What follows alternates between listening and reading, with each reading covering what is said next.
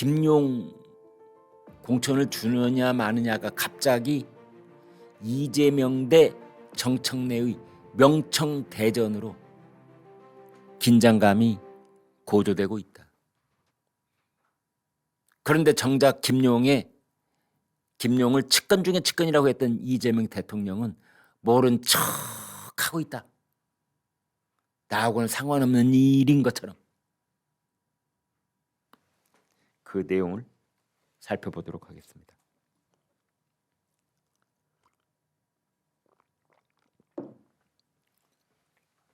어제 민주당 정청래 대표가 경남 통영에 가 있었는데 그 욕지도 여객선에서 선상 최고위원 회의를 열었답니다. 물론 기자들도 함께 있었겠죠. 거기서 뭐라고 했느냐? 모든 선거의 핵심은 국민의 눈높이다. 선거는 이기려고 한다. 모든 선거의 핵심 전략은 국민 눈높이와 승리의 관점이다. 선거에 도움이 되면 공천을 하고 선거에 도움이 되지 않으면 공천을 안 하겠다. 이게 무슨 말입니까? 이게 무슨 말입니까? 국민의 눈높이를 강조를 했는데 이게 무슨 말입니까?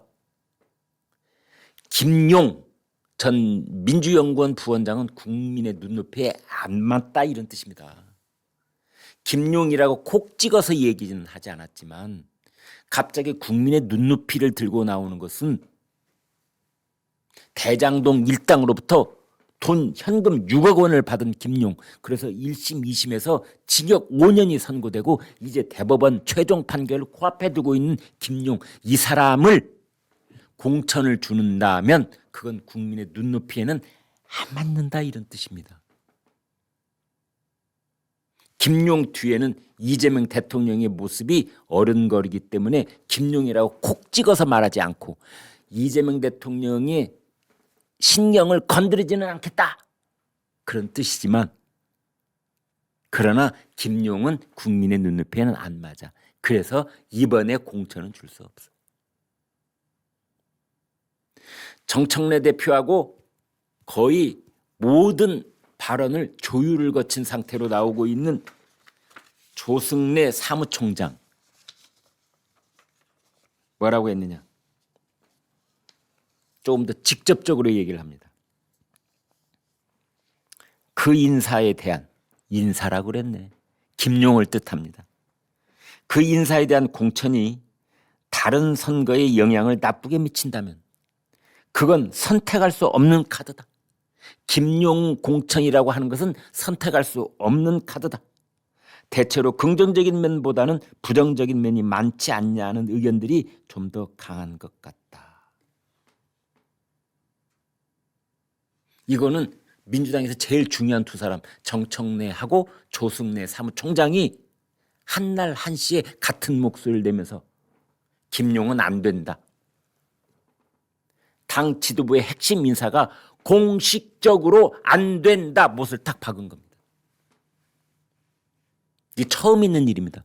지금까지는 이렇게 애둘러가고 또 애둘러가고 이렇게 쓰리 쿠션 집어넣고 뭐 그런 식으로 의사표시를 해왔는데 이거는 똑 부러지게 그 카드는 안 된다.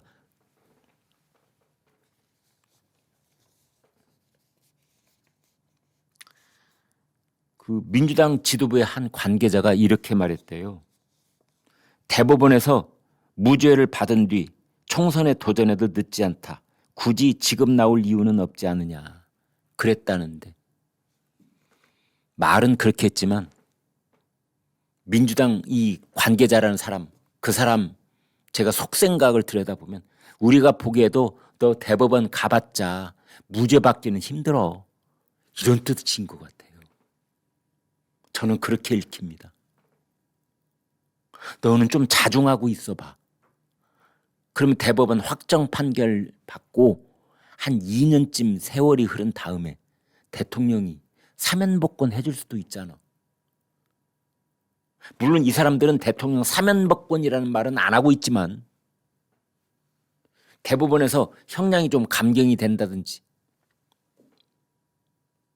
사면복권도 기대해 볼 수 있잖아. 그런 말까지 들어있는데 아무튼 대법원에서 말끔하게 클리어되기는 힘든 거 아니야. 이렇게 말하고 있는 것 같습니다. 반면에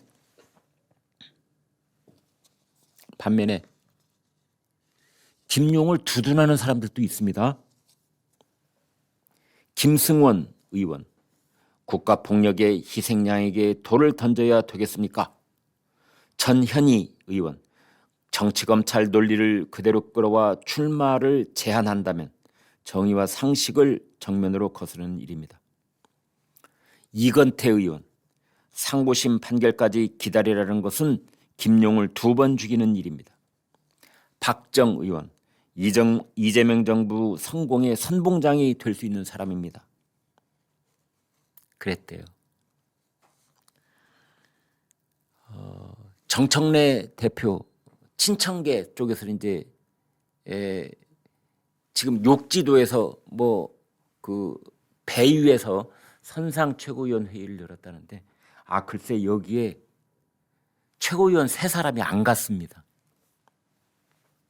정청래하고 각을 세우고 있는 사람인데 이현주 강북구 최고위원은 욕지도 방문에 불참을 하고 국회에서 단식하고 있는 안호영 의원을 찾아갔다고 합니다.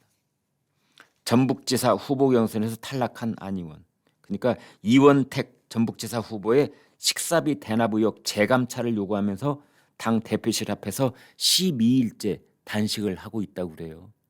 근데 방금 들은 속보에 따르면 병원으로 실려갔다고는 합니다만은 이현주 최고가 뭐라고 했느냐? 정 대표는 단 한 번도 현장을 찾지 않았다. 무심함을 넘어서 책임 회피다. 이런 말을 했다고 합니다.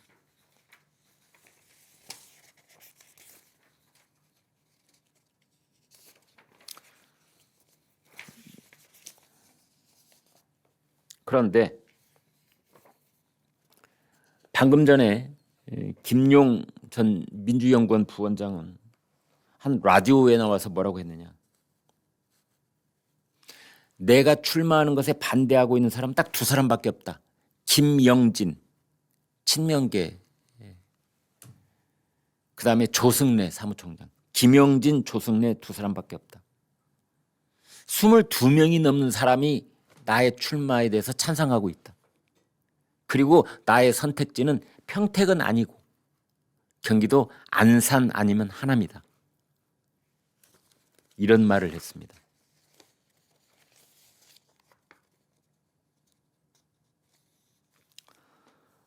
나에게 출마 불가론을 얘기하는 분은 김영진 의원과 조승래 사무총장 2분밖에 없다. 어제 조정식 정무특보도 김용이 국회에 들어오는 것을 찬성한다고 했다. 여권을 따져보면 공개적으로 자신의 출마를 지지하는 인원이 23명이라고 설명했습니다. 그 대표적인 인사로 국정조사 특별위원회 위원장 서영교 의원을 거론하기도 했습니다. 그런데 아까 말씀드린 김영진 민주당 인재영입위원회 부위원장 그리고 친명계 중진인 김영진 민주당 의원 뭐라고 했느냐? 라디오에서 민주당의 공천에 있어서 대법원 판결을 앞둔 후보자를 민주당이 과거에 공천한 예가 없다. 제가 궁금한 건 이런 겁니다. 김영진 의원은요, 친명계에서 핵심 중에 핵심입니다. 그러면 김영진 의원이 얘기하는 것은 이재명 대통령이 하는 말과 어느 정도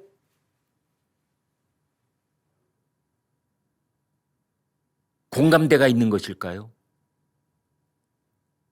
이 김영진 의원이 자기 판단으로 이런 말을 하고 있는 것일까요? 아니면 이재명 대통령 쪽과 어느 정도 교감을 이룬 상태에서 하고 있는 말일까요? 이재명 대통령이 김용한테 직접 전화를 걸어서 좀 적당히 하지, 이쯤에서 좀 자중하지, 이런 전화를 하지는 않더라도 이재명 대통령이 자신의 의중을 정무수석이나 혹은 김영진 의원을 통해서 간접적으로 김영한테 전달하고 있는 것은 아닐까요? 이번에는 좀 참아보지, 훗날을 도모하지. 그런 의사를 알면서도 김용이 지금 목리를 부리고 있는 걸까요? 나를 지지하는 사람도 22명이나 돼 라는 식으로. 이런 부분이 지금 매우 불명확합니다. 정청래하고 조승래 대표하고 사무총장의 입장은 비교적 명확하게 이제 드러나기 시작하고 있습니다. 국민의 눈높이다. 그 카드는 옳지 못하다. 이렇게 지금 얘기가 나오고 있는데 김용은 혼자서 그냥 자가 발전하는 비슷한 그런 목소리를 내고 있는데 이 도대체 청와대는 어떻게 가르마를 타고 있는 것일까?